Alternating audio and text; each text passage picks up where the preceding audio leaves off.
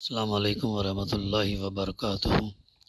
اعوذ باللہ من الشیطان الرجیم۔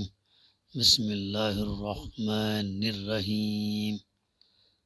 الحمد للہ رب العالمین الرحمن الرحیم مالک یوم الدین ایاک نعبد و ایاک نستعین اہدنا الصراط المستقیم صراط الذین انعمت علیہم غیر المغضوب علیہم ولا الضالین آمین۔ اللہ کے نام سے جو رحمان الرحیم ہے، تعریف اللہ ہی کے لیے ہے جو تمام کائنات کا رب ہے، رحمان اور رحیم ہے، روز جزا کا مالک ہے۔ ہم تیری ہی عبادت کرتے ہیں اور تجھی سے مدد مانگتے ہیں۔ ہمیں سیدھا راستہ دکھا، ان لوگوں کا راستہ جن پر تو نے انعام فرمایا، جو معتوب نہیں ہوئے، جو بھٹکے ہوئے نہیں ہیں۔ قبول فرمائے اللہ۔ سورہ الفاتحہ کی تفسیر کا سلسلہ الحمدللہ جاری ہے، اور آج انشاءاللہ ہم آخری اور اختتامی آیات صراط الذین انعمت علیہم غیر المغضوب علیہم ولا الضالین کی تفسیر کا مطالعہ کریں گے۔ اہدنا الصراط المستقیم، ہمیں سیدھا راستہ دکھا، سیدھا راستہ دکھا، اور پھر آگے ان لوگوں کا راستہ جن پر تو نے انعام فرمایا، جو معتوب نہیں ہوئے، جو بھٹکے ہوئے نہیں ہیں۔ یعنی یہ اس سیدھے راستے کی تعریف ہے جس کا علم ہم اللہ تعالیٰ سے مانگ رہے ہیں، یعنی وہ راستہ جس پر ہمیشہ سے تیرے منظور نظر لوگ چلتے رہے ہیں، وہ بے خطا راستہ کہ قدیم ترین زمانے سے آج تک جو شخص اور گروہ بھی اس پر چلا وہ تیرے انعامات کا مستحق ہوا اور تیری نعمتوں سے مالا مال ہو کر رہا۔ پھر جو معتوب نہیں ہوئے، جو بھٹکے ہوئے نہیں ہیں، یعنی انعام پانے والوں سے ہماری مراد وہ لوگ نہیں ہیں جو بظاہر عارضی طور پر تیری دنیاوی نعمتوں سے سرفراز تو ہوتے ہیں، مگر دراصل وہ تیرے غضب کے مستحق ہوا کرتے ہیں اور اپنی فلاح اور سعادت کی راہ گم کیے ہوئے ہوتے ہیں۔ اس سلبی تشریح سے یہ بات خود کھل جاتی ہے کہ انعام سے ہماری مراد حقیقی اور پائیدار انعامات ہیں جو راست روی اور اللہ کی خوشنودی کے نتیجے میں ملا کرتے ہیں، نہ کہ وہ عارضی اور نمائشی انعامات، ٹیمپرری ریوارڈز نہیں، پرائڈ کے لیے ریوارڈ نہیں، بلکہ جو پہلے بھی فرعون اور نمرود اور قارونوں کو ملتے رہے ہیں اور آج بھی ہماری آنکھوں کے سامنے بڑے بڑے ظالموں اور بدکاروں اور گمراہوں کو ملے ہوئے ہیں۔ یہ ہے جو بات اس کے اندر جو ہے کہی جا رہی ہے۔ پھر دعوت القرآن کے اندر مولانا شمس پیر زادہ صاحب اپنی تفسیر میں لکھتے ہیں اس غضب کے تعلق سے، اللہ کا غضب ان لوگوں پر ہوا جنہوں نے اللہ کے دین اور اس کی شریعت کو دل کی آمادگی کے ساتھ قبول نہیں کیا، بلکہ محض رسمی طور پر قبول کیا اور خواہشات کے پیچھے پڑ کر شرعی احکام کی خلاف ورزی کی اور سرکشی کا رویہ اختیار کر بیٹھے۔ اس کی مثال دراصل یہود ہیں۔ اور گمراہ وہ لوگ جو جنہوں نے اللہ کے دین کی نعمت کو پایا لیکن غلو، بدعات، ترک دنیا اور فلسفیانہ بحثوں کے چکر میں پڑ کر راہ راست سے بہت دور نکل گئے۔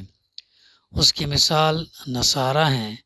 یہاں یہود اور نصارہ کی گمراہی کی طرف اشارہ کیا گیا، کیونکہ صراط مستقیم دین حق کو پانے کے بعد اسے گم کرنے کی یہ جیتی جاگتی اور نمایاں مثالیں ہیں، اور اس سے مقصود امت مسلمہ کو متوجہ کرنا ہے کہ وہ ان گمراہ ملتوں کی سی روش اختیار نہ کرے۔ رہے مشرک، کافر اور ملحد تو وہ پرلے درجے کے گمراہ ہیں، اور ان کی گمراہی محتاج بیان نہیں۔ تو اس سورے کے ختم پر آمین کہنا مسنون ہے، جس کے معنی ہے کہ قبول فرمائے اللہ جو ہم نے یہ پڑھا، جو ہم نے یہ دعا کی، تو یہ تو قبول فرما۔ یہ وہ عظیم صورت ہے جسے نماز میں بار بار پڑھنے کے لیے چنا گیا، اور جس کی تلاوت کے بغیر نماز صحیح نہیں ہوتی۔ حقیقت یہ ہے کہ یہ صورت مختصر ہونے کے باوجود اسلامی فکر کی بنیادی اصول اور اس فکر سے پھوٹنے والے شعوری رجحانات پر مشتمل ہے۔ صحیح مسلم میں ہے، علا بن عبد الرحمن حرقہ کے غلام اپنے والد سے، اور وہ ابو ہریرہ رضی اللہ سے روایت کرتے ہیں کہ اللہ کے رسول صلی اللہ علیہ وسلم نے فرمایا کہ اللہ تعالیٰ فرماتا ہے، میں نے نماز یعنی مراد سورہ فاتحہ کو اپنے اور اپنے بندے کے درمیان نصف یعنی 50-50% بانٹ لیا ہے۔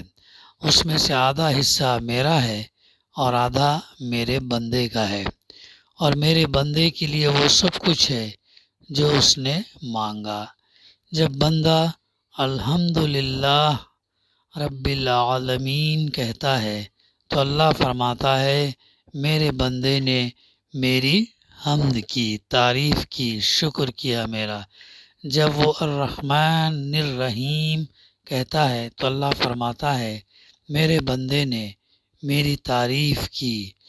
جب وہ مالک یوم الدین کہتا ہے تو اللہ فرماتا ہے، میرے بندے نے میرے بزرگی بیان کی۔ جب وہ ایاک نعبد و ایاک نستعین کہتا ہے تو اللہ فرماتا ہے، یہ میرے اور میرے بندے کے درمیان عہد ہے، وعدہ ہے، اور میں نے اپنے بندے کو بخشا جو اس نے مانگا۔ اور جب بندہ اہدنا الصراط المستقیم صراط الذین انعمت علیہم غیر المغضوب علیہم ولا الضالین کہتا ہے تو اللہ فرماتا ہے، یہ میرے بندے کے لیے ہے، اور میرے بندے کو وہ ملے گا جو اس نے مانگا۔ صحیح مسلم کی جو ہے یہ حدیث ہے۔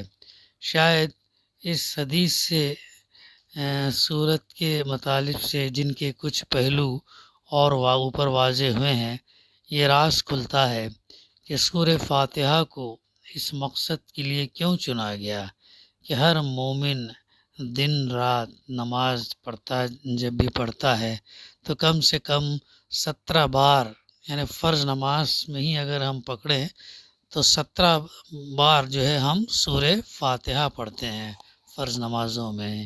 سنت اور نوافل کی بات تو اور ہے، تو اور اضافہ ہو جاتا ہے، تو یعنی جس سے بھی زیادہ جتنی بار دن رات میں جو ہے انسان اسے پڑھتا ہے، اور جتنی بار اللہ چاہے اسے بار بار دہرائے۔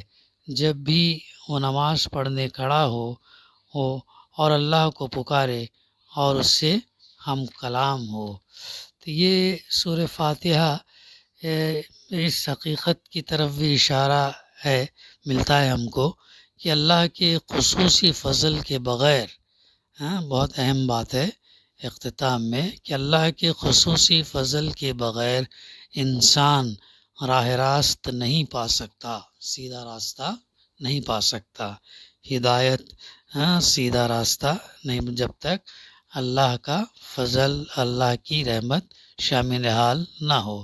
اور اس کے لیے ہی تو دعا کرتے رہنا چاہیے کہ اللہ سے ہدایت اہدنا الصراط المستقیم، اس لیے بار بار جب ہم پڑھتے ہیں یہ تو شعوری طور پر ہم اس کو ادا کریں کہ اے اللہ تو ہمیں جو ہے سیدھا راستہ دکھا، وہ راستہ جن پر تو نے اپنے جیسے سورہ نساء کے اندر فرمایا وَمَن يُطِعِ اللَّهَ وَالرَّسُولَ فَأُولَٰئِكَ مَعَ الَّذِينَ أَنْعَمَ اللَّهُ عَلَيْهِم مِّنَ النَّبِيِّينَ وَالصِّدِّيقِينَ وَالشُّهَدَاءِ وَالصَّالِحِينَ وَحَسُنَ أُولَٰئِكَ رَفِيقًا۔ جو لوگ اللہ اور رسول کی اطاعت کریں گے وہ ان لوگوں کے ساتھ ہوں گے جن پر اللہ نے فضل فرمایا، یعنی کون لوگ؟ انبیاء، صدیقین، شہداء اور صالحین، اور بہت اچھے ساتھی ہیں۔ اور یہ کون ہیں؟ یہ بہت اچھے ساتھی ہیں۔ سورہ نساء میں آیت نمبر 69 میں اللہ تعالیٰ فرماتا۔ تو یہ بات اہم ہے کہ اللہ کے خصوصی فضل کے بغیر انسان راہ راست نہیں پا سکتا، اسی لیے وہ اس سے اس راستے کی ہدایت کی درخواست اور دعا کرتا ہے۔ جب بھی نماز پڑھنے جاتا، جب بھی یہ سورہ پڑھتا تو اس کے اندر یہ تمام چیزیں آتے ہیں اور اللہ سے جو ہے وہ ہدایت کی، گائیڈنس کی درخواست کرتا ہے۔ اس سے نبوت کی ضرورت اور انبیاء پر ایمان کی اہمیت بھی واضح ہوتی ہے کہ یہی خدائی ہدایت کا عملی شکل ہے، یہی جو ہے ظاہر کرتا ہے کہ اس کا عملی شکل ہے۔ اور یہ بات بھی ہمیں ثابت کرتی ہے کہ جو ہے انبیاء کا ہونا کتنا ضروری ہے۔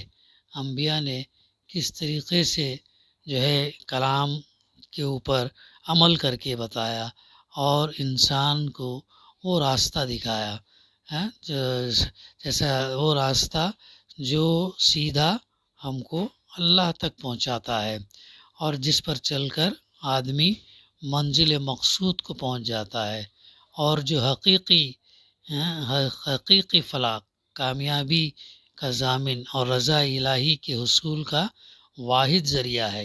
تو انبیاء نے ہم کو عمل کر کے بھی جو ہے بتایا یہ راستہ اسلام اور صرف اسلام کا ہے۔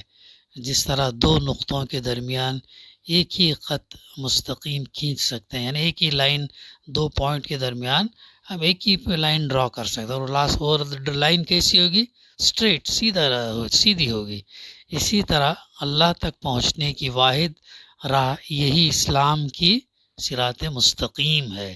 اس سے خود بخود اس گمراہ کن نظریے کی تردید ہوتی ہے کہ تمام راستے اللہ تک پہنچتے ہیں۔ ایسی بات نہیں ہے، تمام راستے اللہ تک نہیں پہنچتے، لہٰذا آدمی جس راستے پر بھی چل پڑے اللہ تک رسائی ہو جائے گی۔ یہ غلط قسم کی رواداری ہے اور قرآن مجید انسان کو رواداری کے اس پرفریب تصور میں چھوڑنا نہیں چاہتا۔ اسلام کو شاہراہ یعنی راستے سے تعبیر کرنے میں دین حقیقی کا تصور بھی مضمر ہے، یعنی یہ دین مذہبی مراسم کا مجموعہ نہیں ہے بلکہ ایک طریقے زندگی، وے آف لائف ہے، جس پر گامزن ہو کر اور عملی جدوجہد کر کے ہی انسان کامیابی کی منزل کو پہنچ سکتا ہے انشاءاللہ۔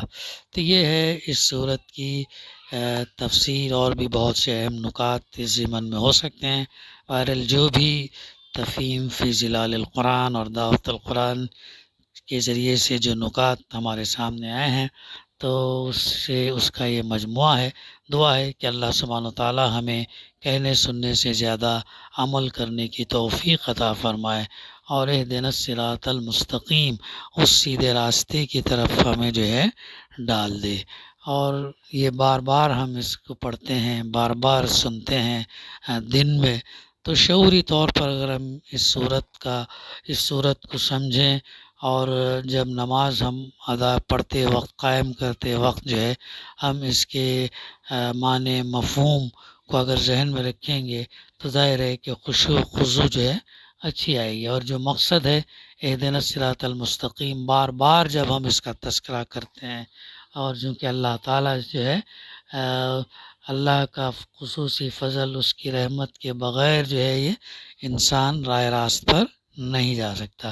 لہذا دعا ہے کہ اللہ سبحانہ وتعالی ہمیں کہنے سننے سے زیادہ ہمیں اس سیدھے راستے پر اللہ تعالیٰ ڈالے، تا حیات اور خاتمہ بھی جو ہے ہمارا ایمان پر ہو۔ ربنا تقبل منا انک انت السمیع العلیم وتب علینا انک انت التواب الرحیم۔ صلی اللہ تعالی علی خیر خلقہ وعلی آلہ وصحبہ اجمعین، الحمد للہ رب العالمین۔